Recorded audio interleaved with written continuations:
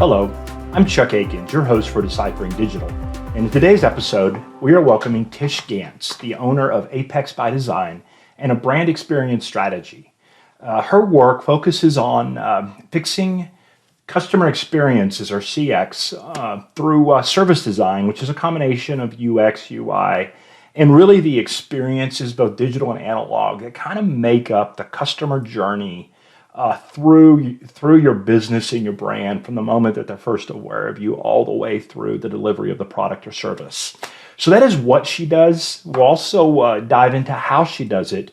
Why she does this work is she is a slayer of the suck, and she is on a mission to help businesses not suck. Well, Tish, here we are, and excited to dive into things with you. But maybe to start out, before we dive into things, how do you describe what it is that you do? The repeatable version or the non-repeatable version? Right. Let's go for somewhere in the middle. Somewhere in the middle.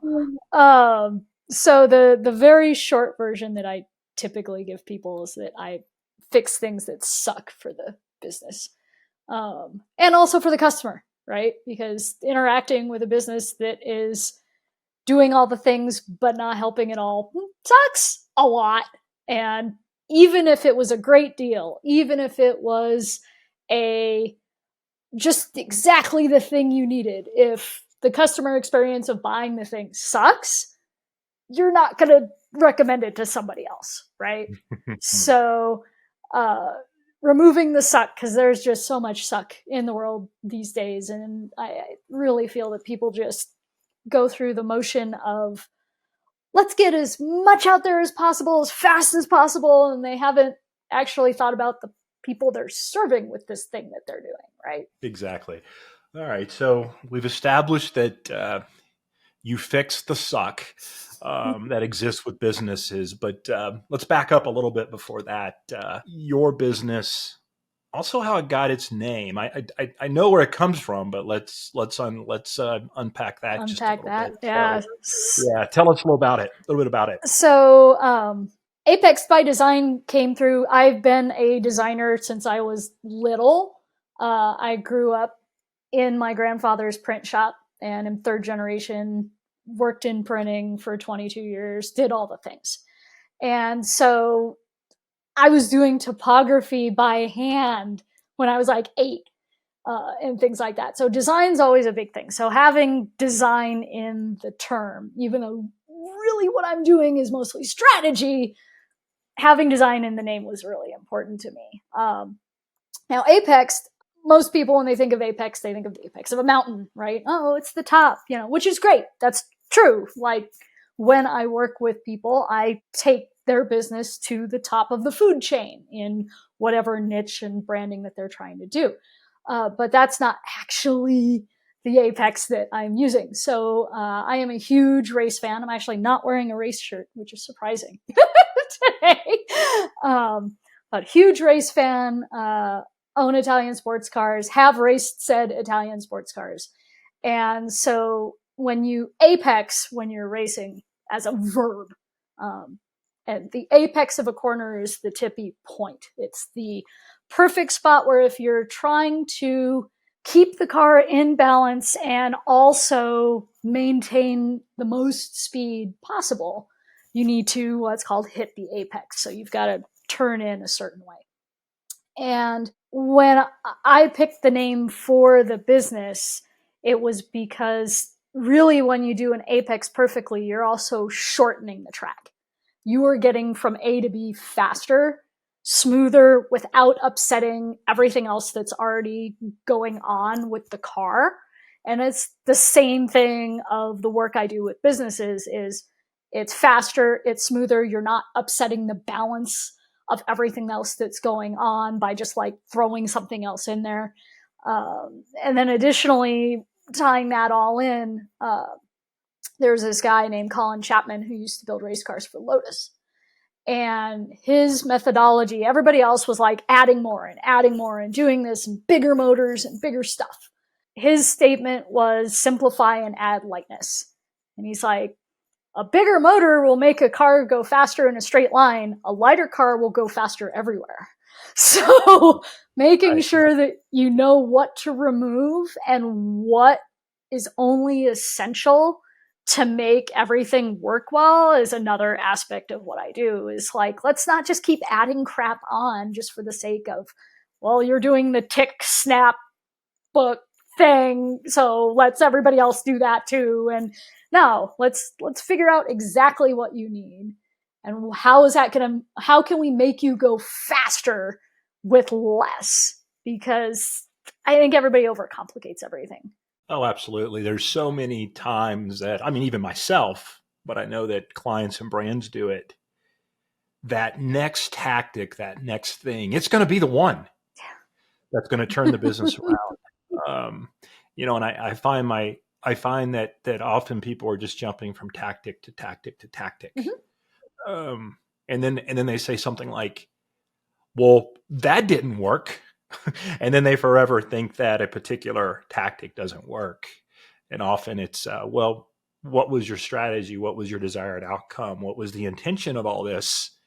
And they go, well, I don't know. I just wanted to do it and give it a try. And then I would learn from that. And it's like, okay, let's have a conversation about some intention and design and what you're actually trying to accomplish. But no, I hear you. The concept of doing more with less is probably pretty important to what you do. But back to what you do, which is less suck. I think like if I find you on LinkedIn, you're a brand experience strategist. If I ask you about what you do, there's some UX and design and different things in there, but you use a phrase called service design. And then I'm very familiar in the web space with UX. So I have all these terms floating around in my head. Brand experience, UX, service design.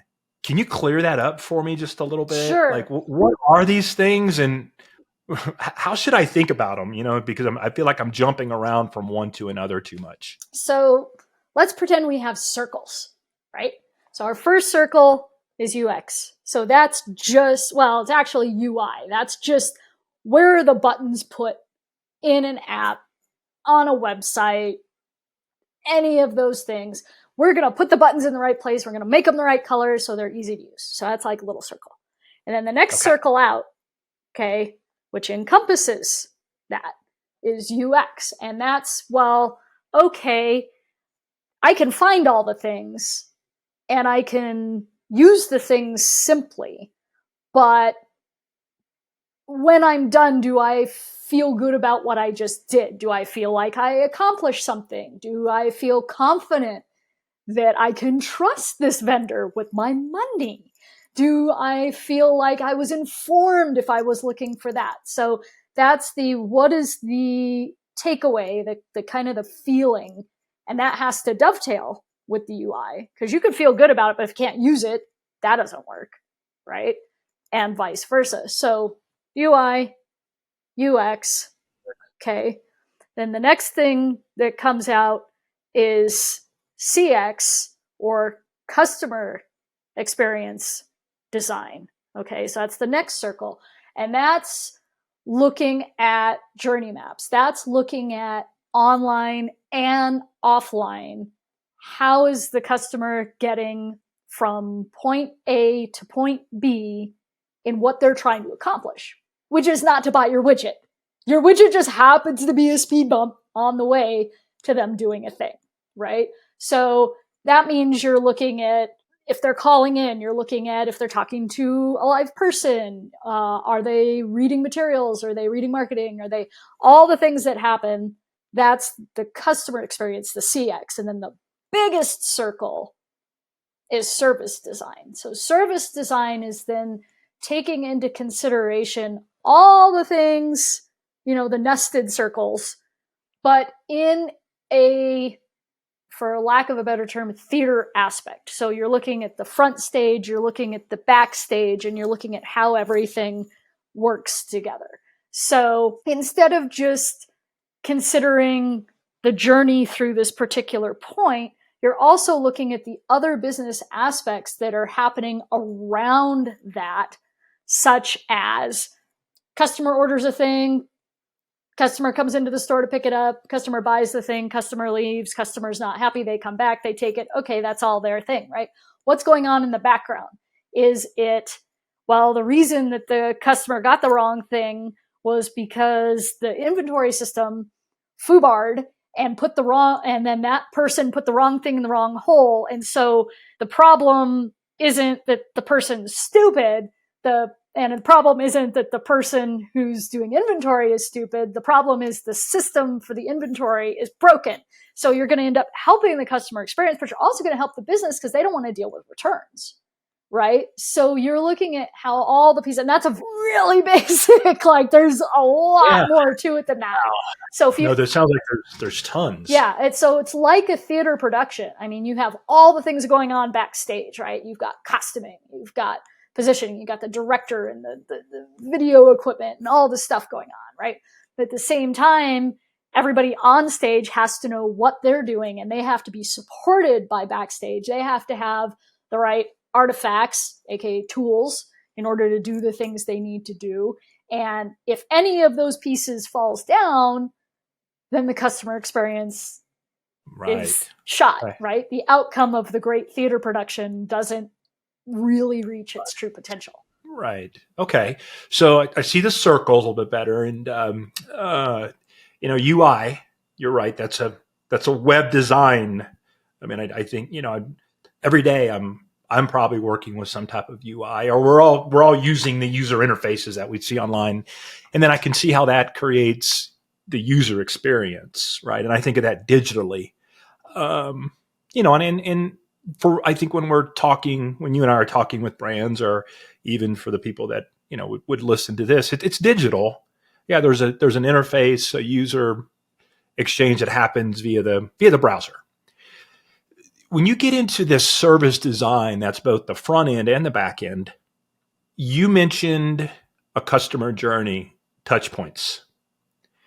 And I imagine that, I start to see arrows and dots, and I start to see mapping. Mm-hmm.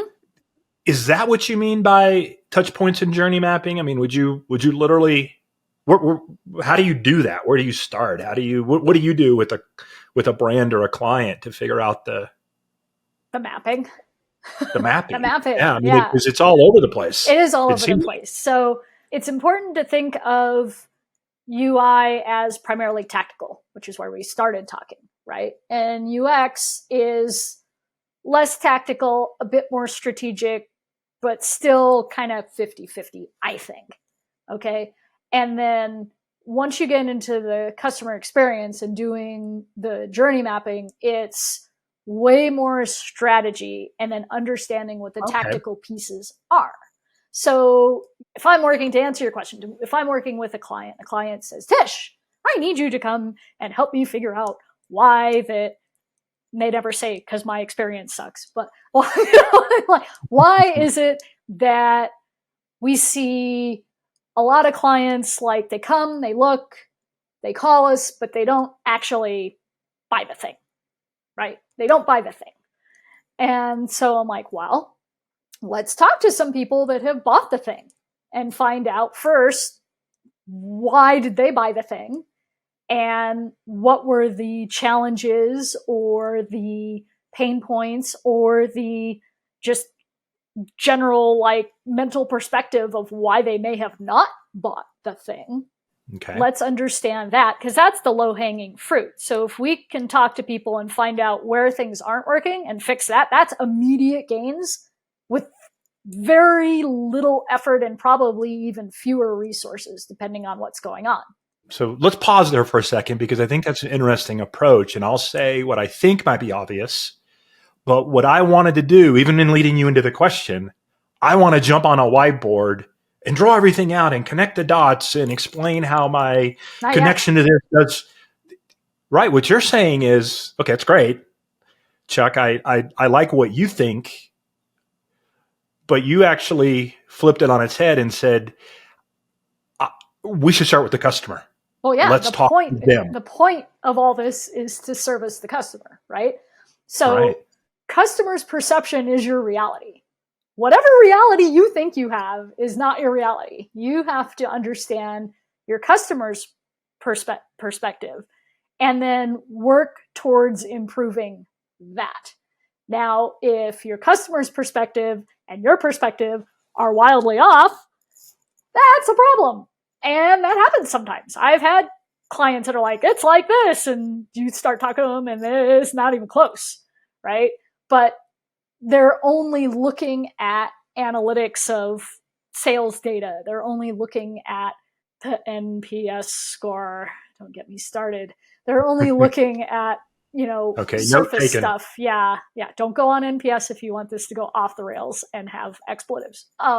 So, but when you're trying to figure out how to best serve the customer, ask the customer, not ask them specifically, do you want this widget or that app or something else? But like, hey, when you did this, what could have been better? What were you expecting?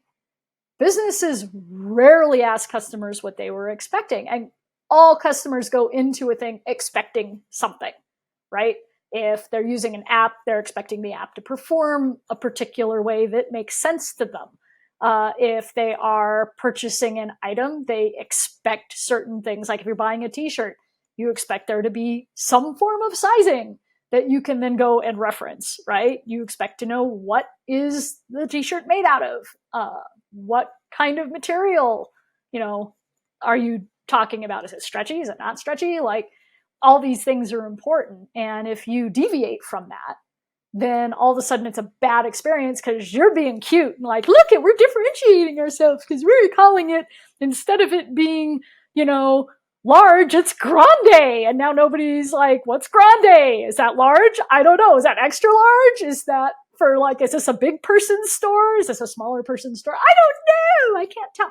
So understanding that perspective and where customers are expecting things or things didn't go as expected and stuff really, really helps, because you can then streamline, oh, we thought we were doing something fun and instead we're just pissing people off. Let's fix that. And making that kind of a change to, say, a website or an app where it's like a naming convention or just calling something a little bit different, which a lot of times is all you need, can make a world of difference. Yeah. So having not only conversated with you about this, but having done this a few times with you. Mm-hmm. And it was fun. It was fun. If we're going to talk to a customer, a client, there's often resistance to that by the company, by the brand. Or I feel there's resistance sometimes, but maybe one, if why would I speak to an existing customer, and how would I think about what the timing of that and how much I'm bothering them or whatever the resistance might be. But then also you mentioned talking to somebody who didn't go with you. Maybe you had a great pitch and a great relationship, but they wouldn't. So in both of these situations, there's be a certain amount of trust established in this, that, and the other. But like, man, I just don't know if I want to have the conversation or have you talking to them, or like, talk me through how to go about these conversations with a client to uncover these expectations. So the first thing is customers, whether they are happy customers or not happy customers. If they're not happy, it can go a little different. But on the happy customers, if you reach out and you're like, hey, we're trying to improve and be better for you and other people like you, would you be willing to give us some time in exchange for a goodie of some sort, something of value to them, so we can get your opinion and really understand how we can do better? Because we value what you have to say, and you are the kind of customer we would love to have more of. So we want to find a way that we can, serve people just like you better. Who is not going to be flattered by that? Right. I mean, Seriously, I've had this happen where I've talked to clients and I'm like, okay, now we're going to talk to your people. And they're like, oh, can't, we'll look weak. And I'm like, no, you look the exact opposite of weak, because you're taking the time to truly listen. And nobody takes the time to truly listen to anybody anymore. So if you're a business and you're reaching out going, hey, I actually want to listen to you and understand how I can serve you better, that's a plus. Now, on clients that are no longer customers or maybe they didn't finish the thing or whatever, again, saying, hey, it's cool. I get that this isn't going to work out for you right now. So I can improve. Would you be willing to talk to me so I can get some feedback and really understand maybe where it wasn't quite a good fit? Maybe there was something we did wrong or whatever. Now, here's the thing. If you, as a business owner, do this, especially if you've directly interacted with the customer, the chances of you getting untainted responses from them, not great, because they already have a relationship with you. They feel that, oh, well, I don't necessarily want to hurt Chuck's feelings, or, well, I kind of already told him these things, so I feel like I'm telling him for the third time, right? But, and maybe they have, right? And you're just not hearing it. So it's important that a third party or someone who is not directly related to whoever was in the transaction or journey, depending on the level, like how big it is, right, is not the one asking the questions. It's kind of equivalent to having your salesperson also be your debt collector. Not a good plan, right? You want the happy people over here, and then you want the person asking the questions and doing the stuff over there. So even if you're doing it internally, you can't be the one asking the customer. You need to have someone else do it. Okay. So let's act a little bit. Let's role play. Not actually, but I want you to mentally get in that spot. You're about to go onto a call and you're going to ask a customer of mine or a customer of a client's, questions, and you're going to spend some time with them. Spend a few minutes and talk about what that interview is like, how you might even ask the questions, and what you're looking for when you talk to a customer of a brand or a client or someone who's bringing you in as a third party person to explore and see what the expectations were and how they lived up to them. Like, take us through that a little bit. What are you thinking? What are you doing? So the first thing is being prepared, because it's not just a matter of, hey, I'm going to hop on the phone and talk to somebody.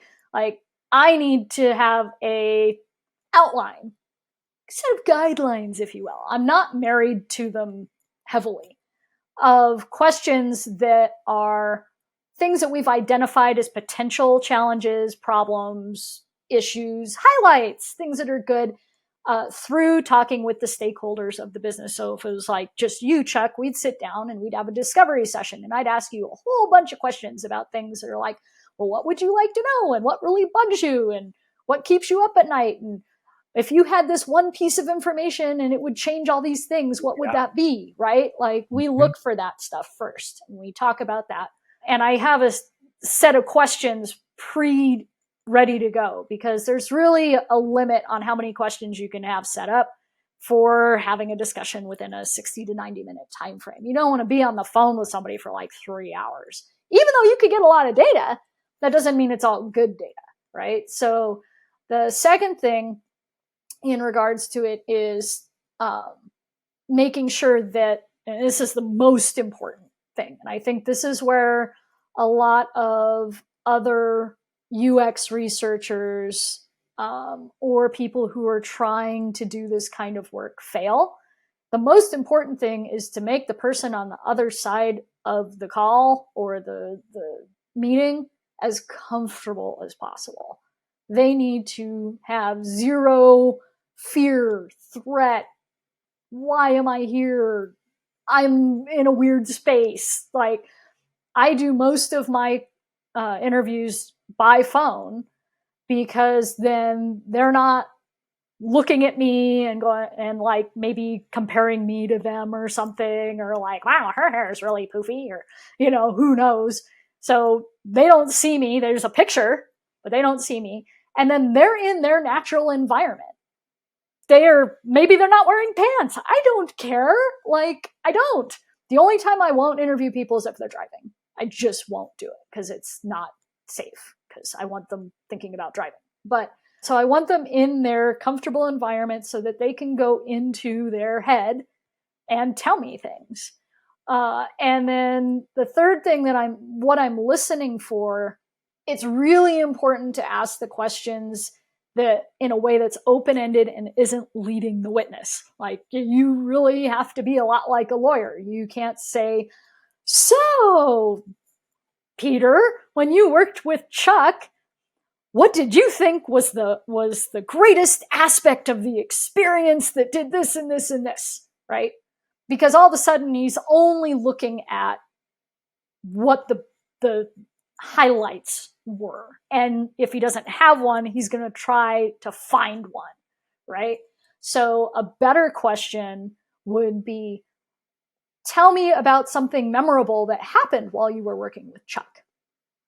And that leaves it open to all kinds of things, right? The first thing that might come to mind is, well, Chuck showed up in his sweatpants and I wasn't sure if he was professional or not, but then he opened his mouth and I was like, oh, it doesn't matter. This guy's wearing sweatpants. This guy's awesome, right? Right. So that's good. And you also know that wearing sweatpants might not be the best plan to show up to a thing, right? So you learned something there. So it's important that you get them to give as much of their perspective without it being tainted by whatever you're trying to find out.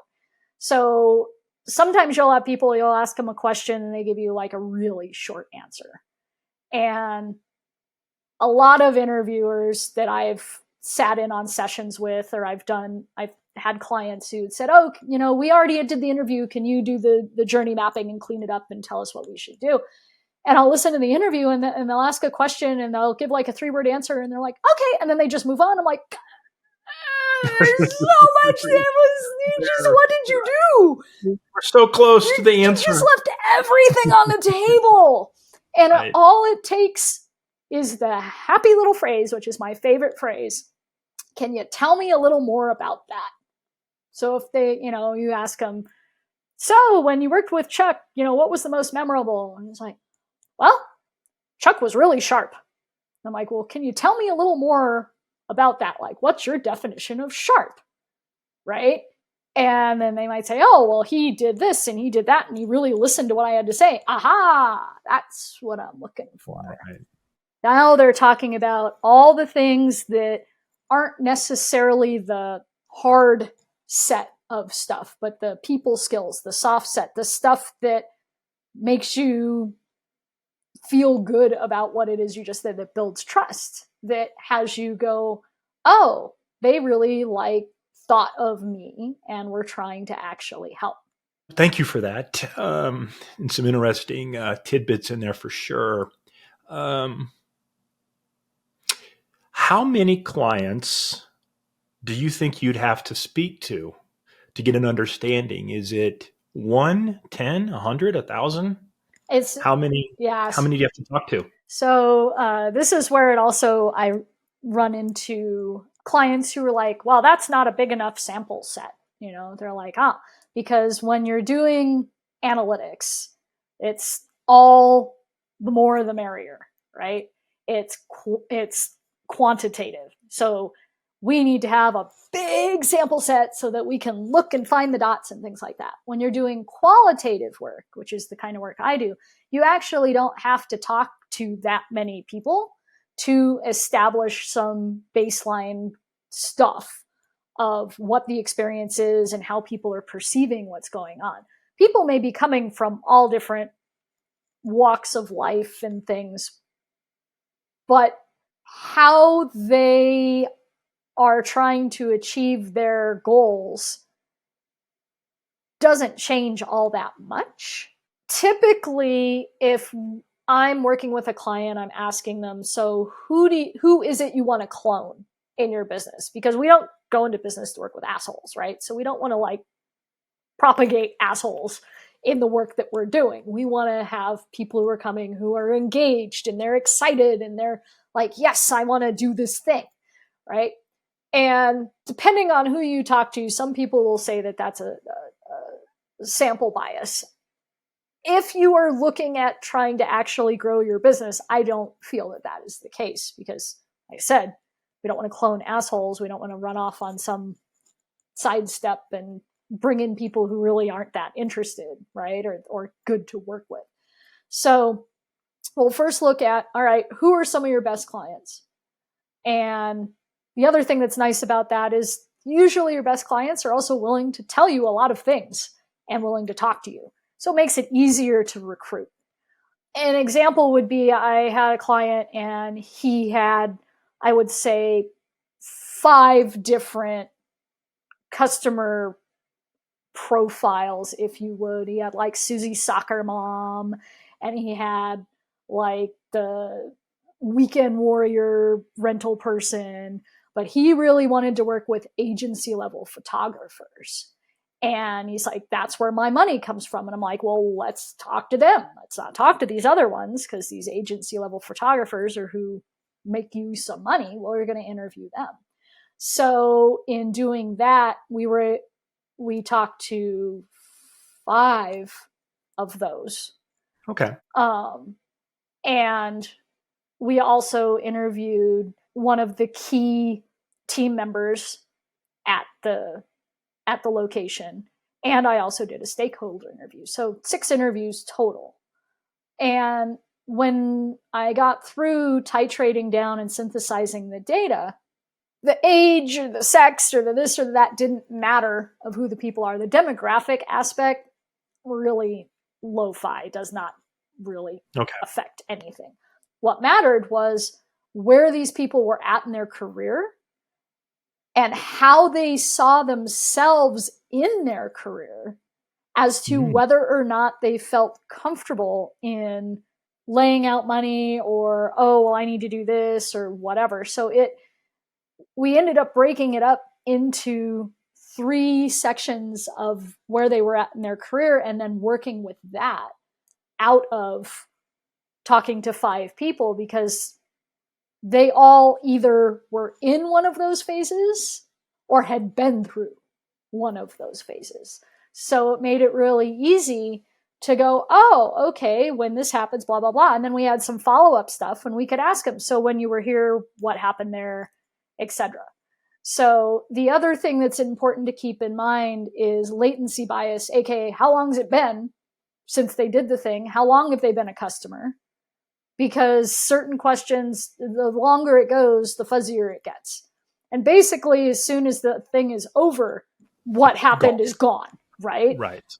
Which is where in service design, I'm doing shadowing. So I'm not just asking questions. I'm sitting and watching interactions between things. Like, I'm almost like a secret shopper, but I'm not shopping. I'm just watching everything going on. And that gives me even more information because people are just reacting. They're not recalling they're reacting, right? But then if you interview them after, you can compare those 2 things and see if they line up too. Okay. There's a lot there. There was something you said right in the middle, though, that I want to ask about or have you dive into. And that was around personas and demographics. So this particular client sounds like they had 5 personas. And as you mentioned, the demographics was lo-fi. But I tell you what, I've seen a lot of marketing strategies that stop at let's list 3 personas and do a little demographic work. Now let's go market. I got the story. There's not even a question in there. There's not even a question. No. Just maybe speak to why what you're doing is so important, or why you have to dig into something more than a persona or demographics. So this is one of my favorite stories. I tell this all the time. You have 2 princes. These princes are born in the same year. They're born on opposite sides of the kingdom. They're born to equally wealthy families. They get a dog at the same age. They go to prep school at the same age. They each go to university and focus on their specialties of each thing. They get married at the same year. They get divorced at the same year. They buy equally opulent castles on either side of the kingdom that they live in. Okay. On paper, these two princes are identical. And these two princes are real people. Because Prince 1, while technically formerly Prince of Wales, Charles, okay, is our first prince. And our second prince is Ozzy, Prince of Darkness. And yes, I am not making this shit up. They are the same age. They're married, divorced. Both of them have an excessive amount of money as compared to what the rest of us, have. But if you try to go, oh, I have these two guys that live in castles at their same age and they've done these things, I could sell them the same thing. There is no way you are selling the same thing to Ozzy that you're selling to King Charles, right? Unless it's tea. Maybe. And even then, probably not, right? Right. So my biggest beef with this thought pattern is actually personal, because I'm a chick, I'm a racer, I don't own stuff that's pink. I don't do any of the girly things. So I am wildly pissed off when they look at my demographics and I get something in the mail and I'm like, who did this? Who thought that I would want this? Like, instantly into the vertical file, right? Right. So, and it's not even a matter of pissing me off. It's a matter of you just spent money, time, and resources thinking it was in the bag, and it went right into the trash can, and it might have gone into the trash can as I set it on fire. So, how much do you want to waste? And do you have the kind of money to throw away guessing that, oh, gee, if I just use these few little metrics? Now, there will be people that will tell you, oh, yeah, if you're going to do digital marketing, right? Or if you're going to do direct mail, okay? Which I did for many years. Oh, we can dial in all of the information and we can really target that. Well, here's the thing. If all you're giving them is age, sex, location, what car they drive, yeah, they can dial it in. But if you know more about them than that, if you're like, oh, okay, well, I talked to Chantel, and Chantel is a upper end, C-suite person, and she loves to golf, and she spends most of her time, at the F45 gym because she really cares about what she looks like. Her mom has cancer, so she's really trying to help her mom out with stuff, so she's short on time. All of a sudden, this paints a picture where, yeah, you have the demographics, but you can look up, okay, people who are spending a lot of time at the golf course on weekdays, who also have high-end gym memberships, who also seem to be not sleeping well with their sleep number bed because they're not there all the time, right? And then now you're like, oh, well, I could talk to these people in blah, blah, blah. Oh, you're doing all the right things, but you still feel tired and run down. Hey, I can help you with that with my thing, right? Now you're appealing to the mindset and the psychographics by starting with one thing, but then drilling down into what do these people's lives look like, right? Okay, so no, I'm glad that you mentioned first psychographics, but then also you started to talk about the message that you might put out there, which I'm assuming would be so that message resonates with that target person, so that you kind of bring them in, and now you have their attention. And that's an important first step, is just, having their attention, and then they can say, okay, you got me. You met me in my point in life or what I'm looking for. Tell me more. So how would I tie together the psychographics, the tell me more messaging if I get them? How in the heck does that then overlay into service design? So in the interviews and then doing the journey mapping, the comments that people say during the interviews, we marry those to the different points at which the customer is doing things in the journey, right? So it could be, Oh, yeah. When I was trying to get information on the thing I wanted to buy, there was a lot of conflicting information. I kept typing this or that into the Google and it didn't spit anything out. And then I ended up calling somebody that I knew about this, or that. So they said, oh, you need this thing. And you were like, cool, that's great. You've done all the research for me. I couldn't figure it out because Amazon sucks or whatever, right? And this fills my need for doing this. Well, that tells you a lot right there. First of all, it tells you in the lack of good information, they're going to go to their trusted network, whatever that is, right? Whether that's friend, relative, in my case, car club person, hey, I can't find information on this. So great example. I need metal glue to fix a thing on my car. And I've seen it used before. The person who I would love to ask about it sadly has passed, so can't ask them. I was at a dinner with a friend of mine who also is doing stuff, and he's like, oh yeah, I'm using that same thing. I'll send you the thing for it so you can go look up and make sure, but it's blah, blah, blah. Cool. I don't have to know anything more.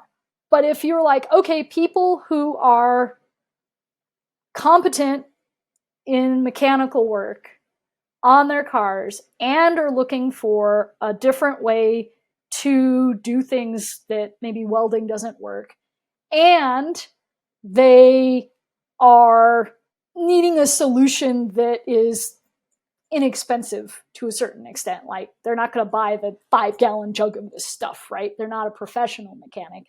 How are we going to talk to that person, right? And you could say, hey, when you've got that small project and you don't want to run out and buy a $500 welder and you're not even sure if the welder's the right thing, here's the stuff that can get you where you need to go quickly. It's stronger, it's better, da da da. Hey, it's been used by Ken Block, rest his soul, or whoever, right? So, oh, okay, that's somebody I'm familiar with who maybe I don't have a direct connection to, but I have some form of like celebrity relationship or otherwise with. Yeah, you're right. I don't want to buy the $500 welder right now, but I do need to fix this thing. Show me some samples of how that's worked or whatever. All of a sudden, that message gets your attention. Yeah, you mentioned a couple things there. I'm going to state them, and you can comment against them, or we can move on. But not only did you have messaging in there, but you started talking about how the potential customer went about researching and where they researched and what they were looking for. And to get to the end of the story, what I laugh at sometimes is somebody says, "Hey Chuck, I need to be on TikTok." I'm like, "Okay, good. Why?" And they start to explain it. But backing up, I would have to think about where you might go to do a little research. You might, like you mentioned, Amazon.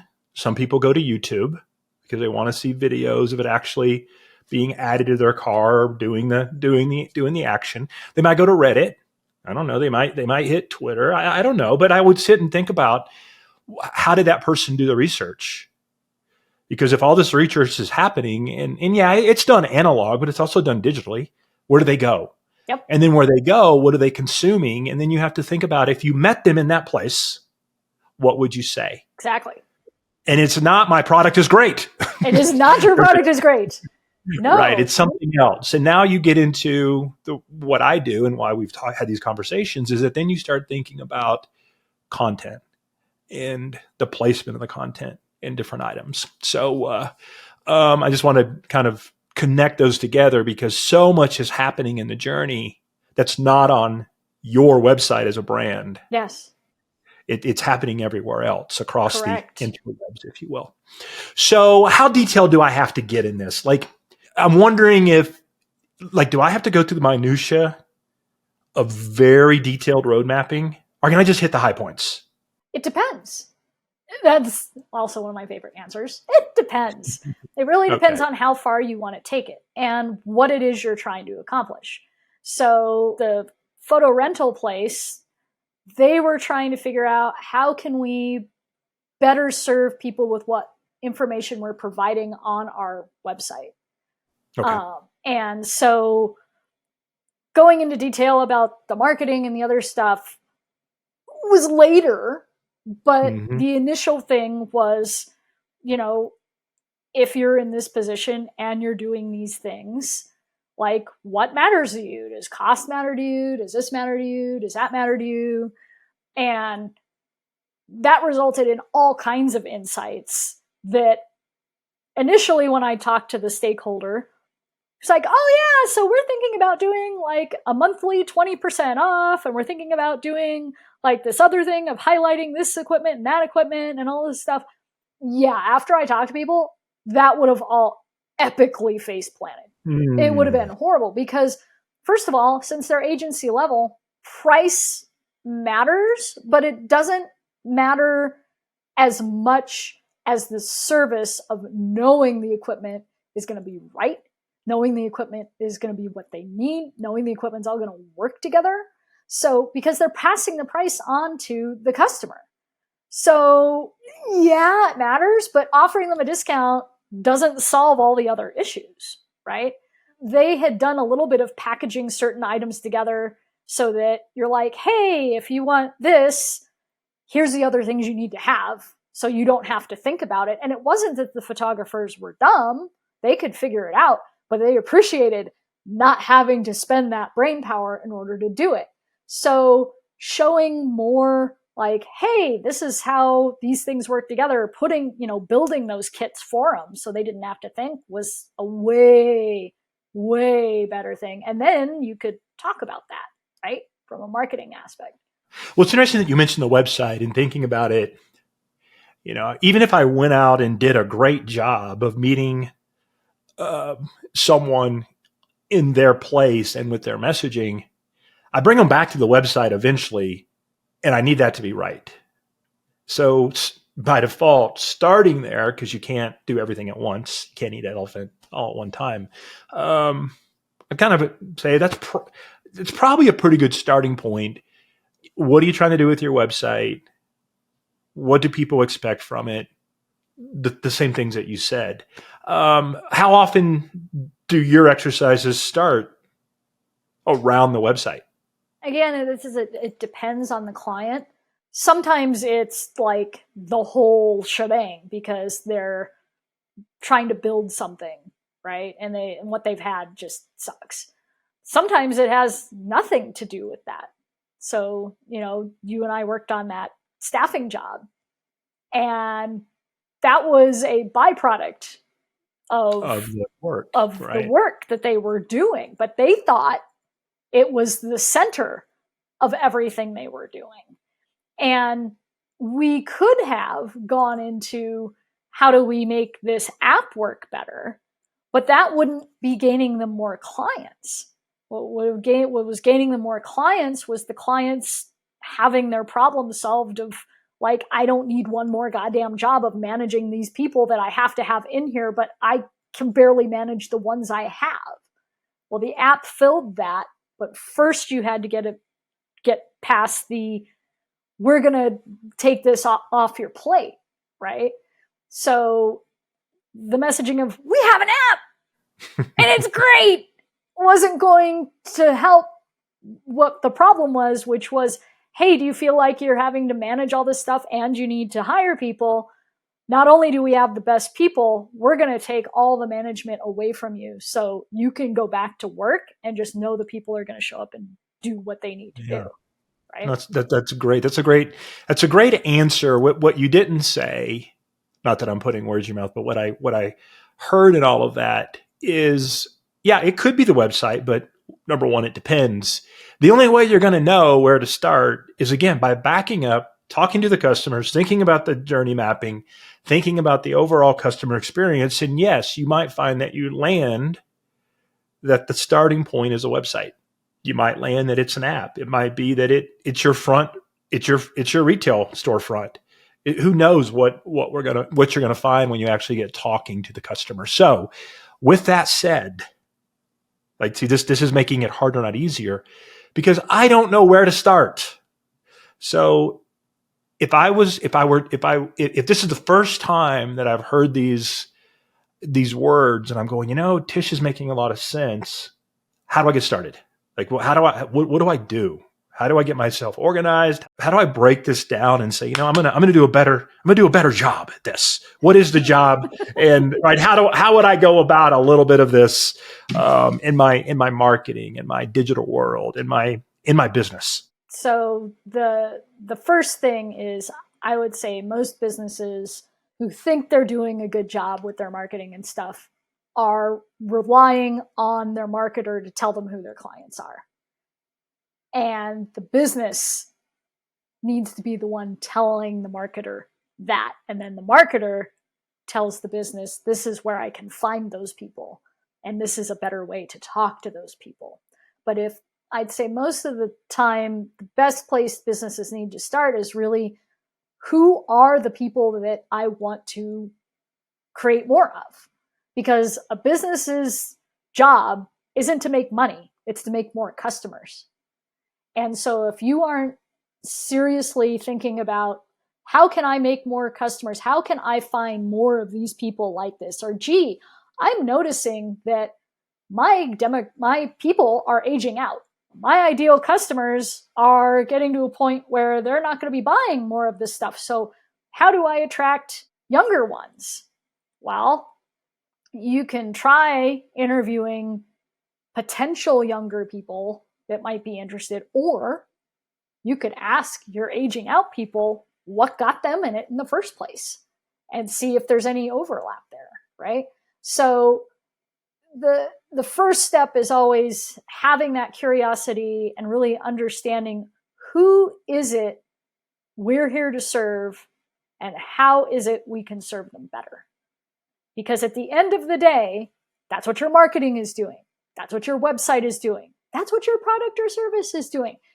It's, how are you helping people get to that outcome? So what is the outcome? It's not your mission statement. That's what you're doing. We don't care. We might care a little bit, but we really don't care. We care about, I have this outcome that I'm trying to do. How are you going to help me get there? Right. So what you're saying is that I shouldn't just talk about all my features and benefits more. That's marketing. No. Right? Okay. Please stop talking about your features. And nobody cares about your features. But I'm talking about pain points that my features solve, right? Isn't that's focused on the customer, right? No, it is not at all. It sort of is, but see, this is, everybody wants a shortcut to this stuff. And the thing is, business is still done with people. They might be on the other side of a phone. They might be on the other side of a computer. They might be on the other side of a whatever. But until the AI completely takes over and just orders our stuff for us, yeah, we're still dealing with a person on the other end. And so we have to start with, how can we get to this outcome? Because if you start with that, you're automatically doing good things for the business. Because you're like, oh, I want to get them there. How can we get them there faster? How can we do that in a smarter way? And maybe you don't have to spend all this money on marketing. Maybe you don't have to go and spend all kinds of time and energy in an area that's not going to produce, because you can work on the ones you already have. It's always cheaper to have another customer come back than it is to get a new customer. But in the case of like a one and done, like a roof, right? People don't buy a roof every year just because I had the hell of it. Then it's, how am I still helping those people out so that they remember me in order to tell their friends about it? How can you do that? So yeah, absolutely. Well, Tish, thank you for your time and all of the sound bites of wisdom that you shared with us. I appreciate it. Any parting words or thoughts? I've got one more story. I think it's important. I think it's an important one to tell, because we were just talking about, you want to get into a new market or something like that. How do you do that? Well, Tiffany's a couple of years ago decided that they had the aging out problem, and they're like, what are we going to do? Like,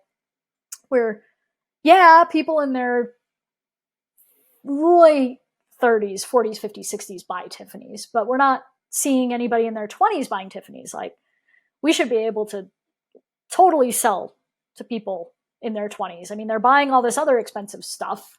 You know, they're buying their Birkin bag and they're buying this other expensive, you know, Louboutin shoes and all that. Why can't we sell them Tiffany's?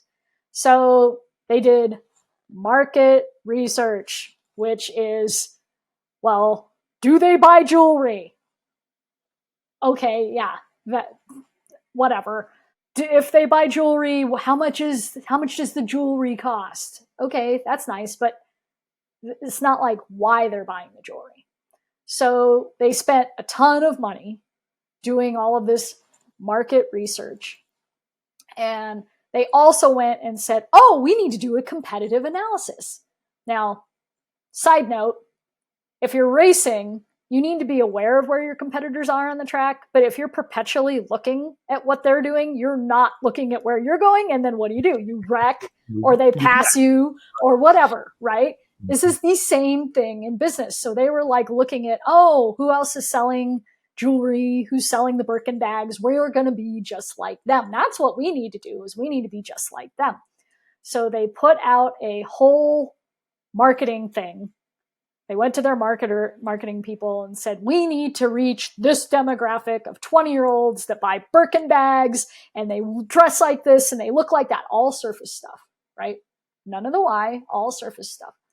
So they put out this ad and it had the like strung out, over makeup, you know, Abercrombie model wearing all the little new bangles that they had priced accordingly to like go with the stuff. And she's got her Birkin bag, right? She's got her fancy shoes. And the name of their campaign was Not Your Mother's Tiffany. So all these pictures had all these scrawny little chicks with it saying Not Your Mother's Tiffany. And first week they put it out on the interwebs, on print, all over the TV, things like that. They had such a backlash from their current people who were like, wait, what? You've spent all this time telling me that Tiffany's is timeless, but now it's not? And my mother's Tiffany sucks? My mom gave me that. This was my grandmother's piece, and now you're telling me that it's not good? Hello. And there were people publicly like putting pictures like, look, I just listed all my Tiffany's on Poshmark because clearly you don't want me anymore because I'm over 20 and I don't buy a Birkin bag. So yeah, it went really wrong. And what they could have done was the research, right? They could have talked to their current customers and said, hey, when did you get your first Tiffany's? What was the situation? Did you buy it? Did somebody buy it for you? Was it handed down? Like, what happened? And I'm sure you would hear all these stories and it'd be warm and fuzzy, right? My grandmother had the most beautiful Tiffany's necklace, and every time we'd get together, she would wear this. And when she passed, it was gifted to me. And every time I wear it, I think of her and all this. And I look at the different Tiffany's things on what maybe I could pass down to my kids someday, blah, blah, blah, right? There would be all this warm and fuzzy. Maybe that wasn't the case. Maybe you came from not a whole lot and you worked really hard and you landed that corner office and you're like, damn it, I'm getting me some Tiffany's because that's what I see on TV and I'm going to have the bling now, right? Well, that's a different mindset, but you're working with that mindset. So instead of it being Not Your Mother's Tiffany's, you're now merging the young with the old, because even the older people can put themselves in the position of the younger ones doing the things, right? And instead of it being Not Your Mother's Tiffany's, how about it be Celebrate Your Tiffany Moment? Ooh. Are you going to celebrate it? Are you going to help someone else celebrate it? Mm-hmm. It's a whole different discussion. Yes, you're getting the new demographic. You're diving into the new market, but you're not alienating the market you have. And you're working with the customers you have to give you the insights to tell you how you need to talk to the younger ones. Because, yeah, they may be on their phone all the time and they may be doing whatever. They're still having these feelings. That hasn't changed. That is what's timeless. And that's what Tiffany's forgot. That's a great story and a good example, Tish, of how you would make the world suck less. Yes.